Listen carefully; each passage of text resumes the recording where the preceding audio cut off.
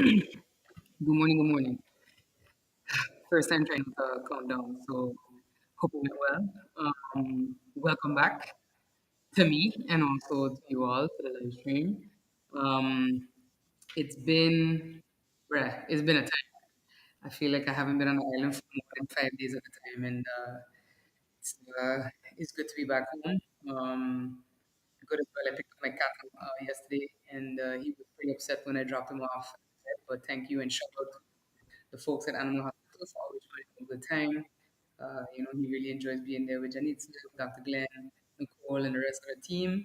So hopefully he won't have to come back by you guys for a while. But yes, we're gonna dive right into it. Um, the hot drink, some Jamaica Blue Mountain coffee with coffee made creamer. Can you believe, guys? I leave this rock 9 days, and my cabinet buys coffee made creamer. It's blasphemous. What it is, actually. If it happens again, I might be looking for my cabinet members.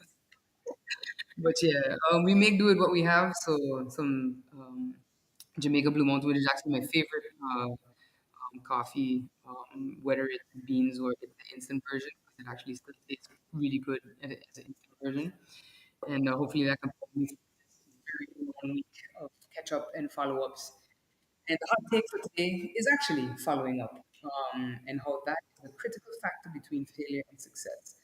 A lot of times people wonder what's the point of certain meetings, certain events, and so forth. But if you're a person that just goes for the wine and cheese and simply collects business cards, and then you're never going to get anything out of it. You have a nice business card, but without following up and taking that business card, sending a text, making a phone call, sending an email, that's going to determine if the excessive cheese consumption was actually worth it.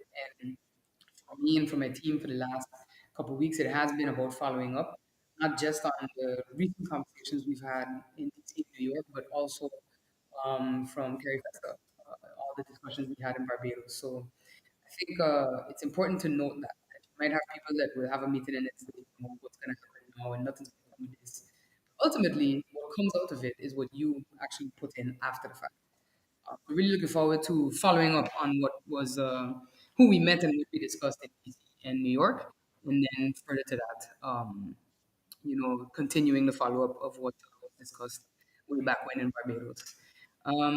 So that was the hot take. The word of the day. Well, actually, the word of the day was written down last week. I was trying to do a live stream. Today's word of the day is foliage, plant leaves collectively, healthy green foliage, which wish we could see more of, which I was very happy to be able to see. As always, in DC and New York, those are two cities I find that have nice green spaces, despite all of the concrete jungle feel as well.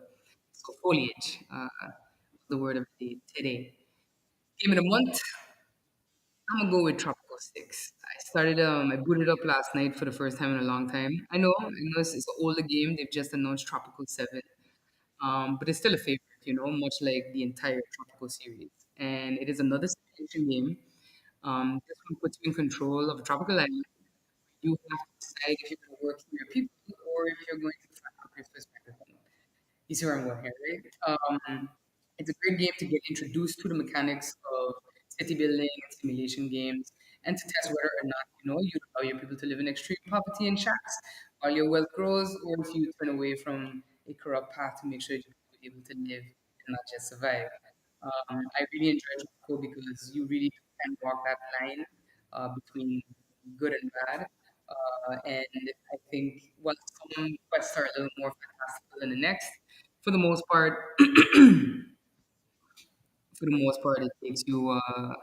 it takes you into that management kind of role that you have. So let's go into the main update a bit. So, uh, DC. So myself, the Minister of Economy, the Prime Minister, and several support staff members from their cabinets flew to Washington, D.C., where we participated in steering committee meetings with the World Bank, the steering committee itself, and of course, the NRPB and the ministers and the staff. Of course, the steering committee members, as you may or may not know, just to update everybody, For the Netherlands, you have from Mr. Frans Wakers. For Martin, you have Mr. Ronald Hallman. And then on behalf of the World Bank, Ilya Brunchik, they round out the steering committee. Both days of steering committee meetings focused on discussions around the progress of project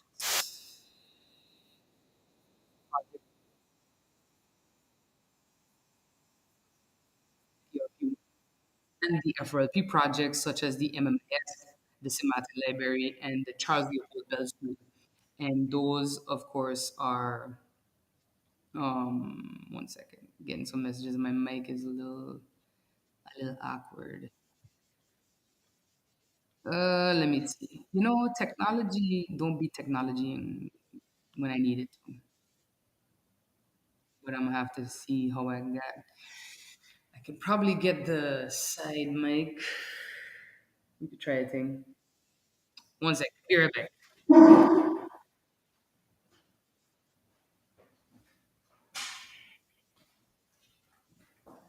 This is what happens when you let your colleague, cough, cough, Patrice, borrow your actual live stream and mic, and he doesn't give it back. He doesn't give it back. So, let me see. All right. Hopefully this will be a little better. Let me see if I switch over. We'll see how this one. All right. Maybe got to stop and start. Be very annoying. If somebody could give me a signal if it's good or if it's bad, that would be much appreciated. Let's see. Testing. I'm testing. Yes, no, maybe so. Let me know. Hmm. All right. I'm gonna stop and I'll be right back.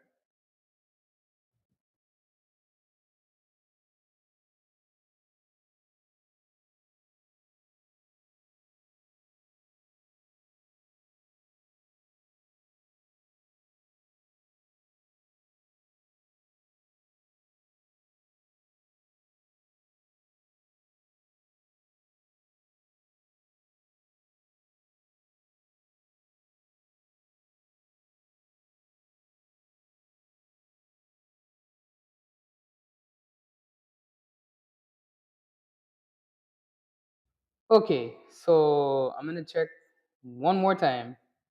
Um, Let me also just change this. All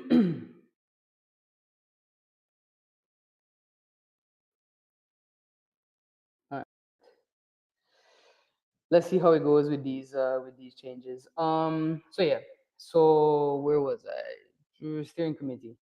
Um, right.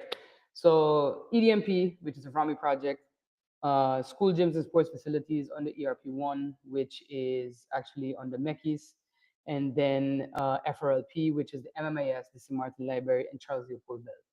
Now, as I mentioned in my last update, and as I also informed the gathering of the steering committee, the bank, and NRPB, the building permits for the library and Charles Leopold Bell are at the fire department for further processing. Many people may not know, but your building permit also has to be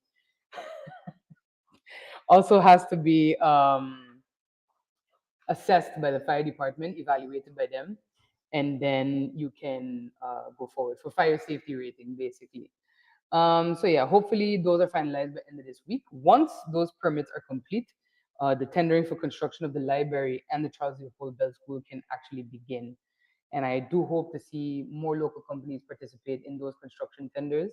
I know persons have complained, again, that the standards are too high, but I once again have to stress that if you want to do business on a grander scale, these are the standards you're going to have to meet no matter where you go in the region, actually, because I was doing some further comparisons of procurement standards in, for example, St. Kitts and Trinidad. And actually, they're a touch above and right in the middle of the World Bank standards. So I'm somebody who always says, you cannot contemplate the concept of independence if you're not going to push your people to evolve and to actually increase and improve their own standards when it comes to construction, etc. So yeah, so looking forward to see how that tender goes because as you know, for Sister Mary Laurent School, there was only one bid received, and there was not no local companies bid. And I'm not one who's going to allow the perpetuation of the standards too high. Yeah, they have to be because that's where the world is at right now. Not everybody's frozen in 1991. So then after DC, so those meetings went well. Most of the projects, I'm very happy as well that FRLP is actually moving. When I first took office, that project had a very low rating in terms of satisfaction, and that has improved exponentially since November. I plan to continue to push and keep the pressure on to everybody to know, what they are expected to do as we continue through this process of the finalization of the trust fund projects. From DC, I traveled up to New York, where for the first time I participated in the United Nations General Assembly, better known as UNGA. Um, and UNGA is essentially the coming together of everybody. We, of course, were flying as in Martin within the Kingdom of the Netherlands representation. So that was pretty cool. You had Prime Minister Dick Schoof, myself, Prime Minister Mercelina, Prime Minister Pisas from Curacao, and representing Aruba, the Minister of Tourism, Transport, I want to say, and Labor. Maybe I have one of those wrong. Wendrick, Cecilia. Really cool to meet him as well for the first time in person.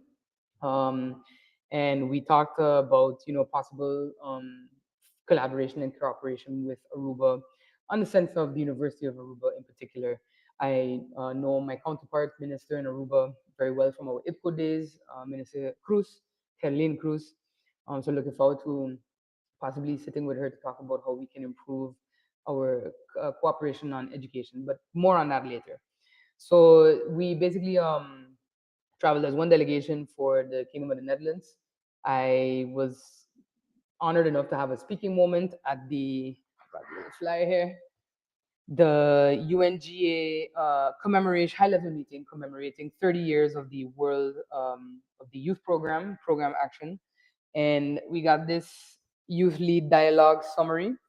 And it's so funny because I was going through it at the beginning of the session, the opening, um, and I feel like the same comments that I've been hearing from students from since I was a student to now, nothing has actually changed. Certain things have improved, but for the most part, there is still a lot of work to do in education around the world, not just here in St. Martin, but around the world in general. Because you saw one repeated comment, which was this one here from a adolescent, 16 years old from India. Many young people are held back by the idea that they're too young to make a difference. Adults often make decisions for us instead of with us, and even when it's well-meaning, it stops our growth. In many places, youth don't get access to real opportunities, training, or a platform to speak up. We're expected to follow rules quietly instead of leading change. The biggest barrier is not lack of talent, it's lack of trust. We need space to express, to fail, to learn, and lead without being underestimated. And if that ain't the the basic cry from many young people here and um, everywhere else. Actually, as you saw that heard that adolescent, that comment came from someone in India. So I think it's important that we continue to lift up youth voices. I mentioned in my remarks, which you can view. I posted it on my TikTok, and I'll probably post it on Facebook today. The full remarks, where I mentioned the fact that we are going to be starting with youth cabinet in January. It was my goal to have it start by the beginning of the school year, but I wanted to really have it properly thought out. And so, if you are or if you have a secondary school student, I think we were keeping it to under. Once you're not in fifth form, you're able to participate. One representative per secondary school. How we're going to choose them, I leave it up to the schools. Yeah, express your interest, and we'll see what can happen. And the intention for the cabinet is for them to actually meet with me and my policy advisors, policymakers, at least once every other month, to kind of let their voices weigh in. And I think even if you look at upcoming legislation, a lot of that has been driven by listening to youth parliament and what they wish they could have seen in legislation to have themselves represented. And yes, I'm talking about the hair legislation. So I think it's important to listen to them and involve them in decision making and policy development for the future, and as we continue to grow as a country. And in further updates, so yeah, so that was New York. I went to one very interesting session. I thought I had the pamphlet here, but I don't. Or do I? No, I don't. So we went to a session given by what I thought was pronounced Kiribati, but it's actually, well, they pronounce it Kiribati. And it's a small Pacific, um, set of islands. And as you know, those islands are usually threatened by climate change even more than we are. We are a little more mountainous, we're a little more hilly, they're pretty flat, and not really. There's no real barrier to any kind of water. You see, Tuvalu has slowly been sinking as well into the ocean from around those parts. And what they were presenting on, which we weren't able to stay the entire time to listen, but I was going to reach out and see if we can get the presentation either way. Water production, desalination, of course, hydro energy that they have begun to harness, over there in those countries to kind of make themselves more self-sustainable and self-resilient in the midst of everything that's happening with climate change. They also had their youth delegation that was there, and they were going to have an expo of ideas and innovations and inventions that have been brought forward for by young people for the country's development. And that kind of tied in with something else that I noticed, that I was following the posts from the Afrexim Bank, um, and other posts as well from persons that were either at UNGA or that were contributing in some way from abroad to UNGA. And that is the discussion of AI and what we actually wanted to accomplish. And the juxtaposition that was given was that in much of the Western world, AI is kind of being used just to, write write articles that are very obviously AI, write papers or stuff like that. Whereas in Africa, they're trying to harness technology, and most of their inventors, most of the youth inventors in not just Africa but also in places like Kiribati and other such islands, are trying to use that advent of AI and the improvements in AI to solve regular everyday problems. And I think that that's what I think I always wanted to kind of see from that technology. I don't really want to see what I look like. I don't want to see myself holding my younger self because that's creepy. And also, if you ever have said that the government is tracking you and you're willingly feeding your data and your children's data to these things, you need help. But yeah, so not only am I looking at like that, I actually wanted to solve everyday issues, payments challenges that are faced. The comparison was made that in Silicon Valley there was an app that reminded you to drink water that raised like $100 million in valuation, whereas you have apps that are actually solving critical payment issues for the unbanked across Africa, and that is where we should be targeting and harnessing most of the technological advancements that you see happening around the world. But anyway, so yeah, so that was a session, and that's some of the information that really was available at UNGA. I was very happy to be able to attend that session from Kiribati, and I'm hoping to get that information on what they're doing in terms of water production and self sustainability. And then I also posted about the opportunity I had to attend the book launch. Prime Minister Gonzalez' latest publication, which I have right here, regional integration in our Caribbean. Really amazing panel discussion that was, Dr. Gonzalez himself, as well as President Irfan Ali from Guyana and Prime Minister Motley from Barbados. Later on in the panel, you also had Prime Minister Dr. Terence Drew from St. Kitts and Nevis join, as well as Prime Minister Gaston Brown from Antigua and Barbuda, talking about the citizenship for investment schemes. That was a cheeky little moment because St. Vincent, Dr. Gonzalez has said, he would never sell the St. Vincent nationality. And that, he talked about the reality of bad actors from international investors that come and ask to buy your citizenship, because they are running from something. And I think that this has been kind of the outcry against even proposed residency by investment suggestions here, where you really have to vet properly who is going to be part of such a scheme, and that's goes with the whole thing of not all money is good money. So yeah, looking forward to reading this title. And I also have decided, my chief of staff and I were discussing reaching out to see if we could get copies to place in all our schools, not just the secondary schools, but I think sixth graders should also be reading stuff like this, to learn a bit about how our fellow Caribbean leaders think. I'll just read you the back of the cover. So it says, nowhere else in the world does a society exist like the Caribbean, with its peculiar geography, special physical environment, distinct history, particular language, and community of migrant peoples in which there is a non-white and creolized majority. In this volume, Dr. Gonzalez, who has been Prime Minister of St. Vincent and the Grenadines since 2001, painstakingly makes the case that the people of the Caribbean have before them an opportunity to fashion an institutional expression of regional integration that accords with the shared expressions and sense of existential belonging to this magnificent landscape and seascape. So definitely looking forward to it. We'll probably dive into that this week or weekend rather, and maybe I'll read a chapter a week. I don't know. You guys tell me. To see how everyone kind of likes it. But yeah, that was New York. It was some grueling days, longer nights, but very happy that I had the opportunity to attend and to represent, and to speak as well at the UN. You never really think that that's where you're going to end up, but was happy to have had the opportunity. We also had a great meeting with the climate envoy, and I had his name written down.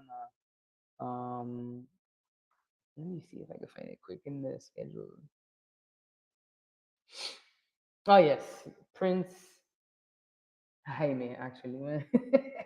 Yeah, of Bourbon Parma. Actually, a prince, Count of Bardi as well, attached, royal on kind of both sides, extended member of the Dutch royal family.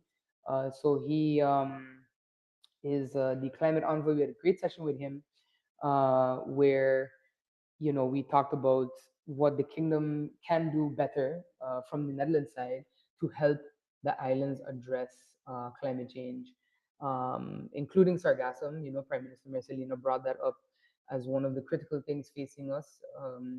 Not just from the sense of tourism, from the side of tourism, but also on the side of it's a, as I mentioned in a meeting, it's a cascading effect. You have sargassum that comes in, it dies, it creates a horrible stench for humans, but it chokes off your reefs. Fisheries and fish life are also threatened by it. So it's everything kind of wrapped up in one. And we had a discussion about how we could possibly work together to help with that. I mentioned the Dutch Caribbean Nature Alliance, that I believe that they could do more, from the sense of funding as well, for the regional and local environmental organizations such as Nature Foundation, Stinapa, I believe, and I can't remember what Aruba's or Sabres is called. But ultimately, I said, that's really where it's going to be. At the end of the day, um, making yourself climate resilient takes money. And it's easy to say that we have to put budget lines in our own budget about this, but as Prime Minister Marcelino pointed out, we are not the main polluters. It has already been decided that the main polluters have a responsibility to help the smaller states uh, overcome, or at least address and mitigate risk from climate change fallout. So that's something that we had a very good and frank discussion with him about, and I really enjoyed and appreciated that. And that was New York. I want to thank again the permanent mission of the Netherlands to the UN. They were amazing. The staff was very helpful, made sure that we were on schedule, on time, walked 50, 1,100 steps in New York City with us each day to get us to where we needed to get. So that was also pretty great. And on the local front, I want to congratulate NSI, NSC Martin Sports Federation, for Sports Unite. I saw the launch. Marvio, as my policy advisor, attended on my behalf.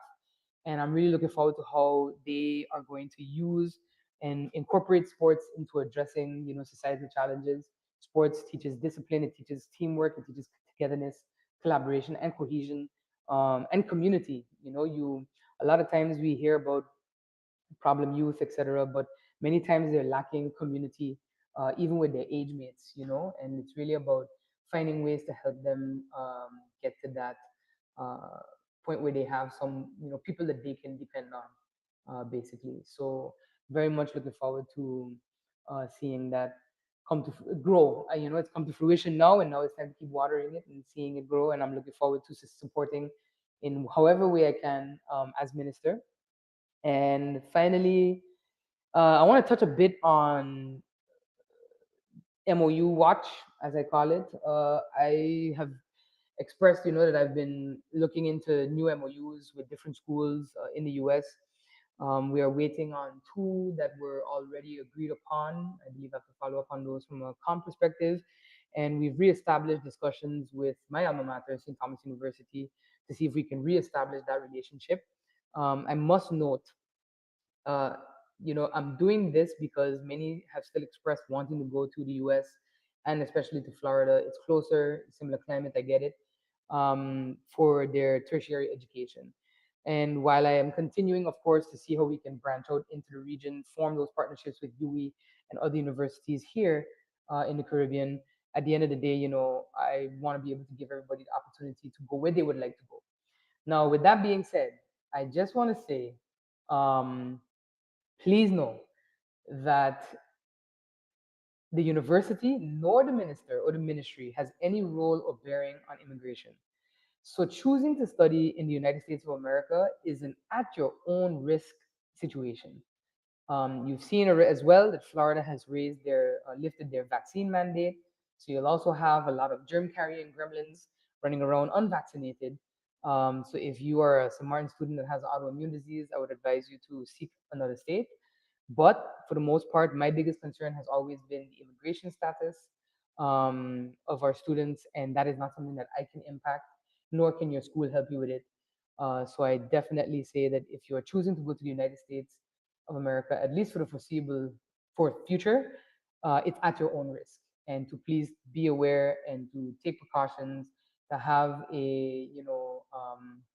the means and the opportunity to leave if you are made to leave on your own steam, and for parents as well to exercise caution. If you or your kid have been planning for them to go to the US to study, I would say look around and just pay attention to the news and know that it is still a risky scenario that your child will be going into.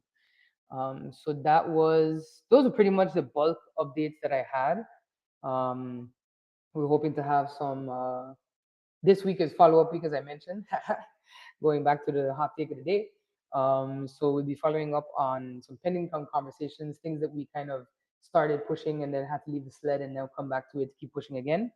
And yeah, I will keep you guys posted on how those things are going. Happy to see as well all of the readers going to the schools reading for Literacy Month. Very glad that my literacy agenda has been kind of picked up and everybody's running with it. Very happy to see that happen, and hope to see it continue to happen. Behind the scenes as well. So definitely a pleasure for me to know that this is something that persons have kind of picked up and are now running with, and nothing makes me happier. So I look forward to trying to get back into some of the schools as well to read some more. Unfortunately, I could only read to one or two before I had to hightail it to DC, but we're back, so we'll see what happens. Because for me, Literacy Month is every month, so let's keep the momentum going. And that is it for now. Thank you for tuning in. Next time, hopefully, I will have the sound sorted. As I was laughing because I guess Patrice must have been listening in or somebody because they brought back my snowball. So hopefully next time the sound will be a whole lot better because I have my actual live stream mic back.